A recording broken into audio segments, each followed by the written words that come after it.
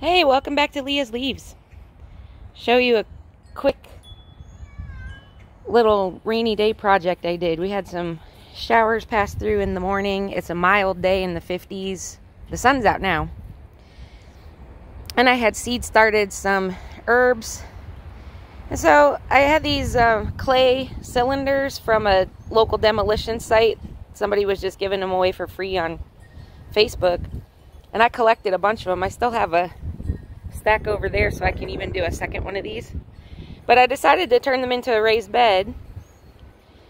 And wasn't sure how big or small I'd make it. I really didn't have a plan for it other than I need the bed space. I thought of doing an herb spiral, and I might have even mentioned that in another video. But I had these already. And so I was like, you know what? A little herb patch will go here just fine. So I'm still going to get more soil. I just ran out of the bags. I had enough to fill the bed. Hi, little garden gnome. What? Meow? That's Claire, my little garden gnome. I had enough soil to fill it, but I didn't have enough soil to fill more than a few cylinders. But I'm going to fill all those cylinders, partly to weigh them so they don't fall over, and it'll just help to anchor them, and partly so that I can use the tops of the cylinders to plant more stuff. So right now I have Zlotyland chamomile planted in the 4 cylinders that I did fill. And in the rest of the cylinders, I can plant anything. I can put some carrots in there. I can put some dwarf varieties of flowers. I have dwarf zinnia seeds. I have nasturtium would be great there flowing out. Some catnip. Anything in the mint family that can be contained in these cylinders would be awesome because they'll grow but they won't spread. And this little lady right here loves her catnip. Right?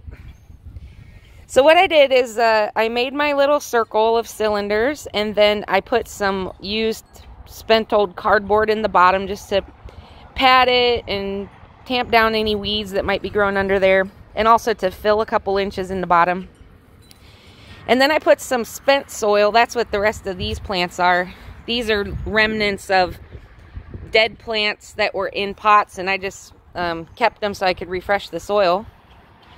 And then on top of that, I put in a couple bags of composted manure, and on top of that is 1 bag of raised bed mix. And then I've planted in here, you see the chamomile. This is salad burnet. I'm growing that for the very first time. Some sage, 2 different kinds of cilantro, sweet marjoram, some thyme, a sad looking oregano over there. And you can't see it very well. Let me see if I can zoom in there. There's a teeny tiny little baby rosemary. Rosemary seeds take forever to germinate, and I didn't even notice that it had germinated until I was out here planting these plants. So anyway, that was my little project today. The whole thing took me about an hour, not including obviously the time it took to grow the little baby seedlings. And I'm going to give it a day or two and see if the plants do okay with the transplant. If any of them suffer transplant shock, it's no problem. It's only mid-March. So what I'll do is just poke some fresh seeds in there and direct sow them instead.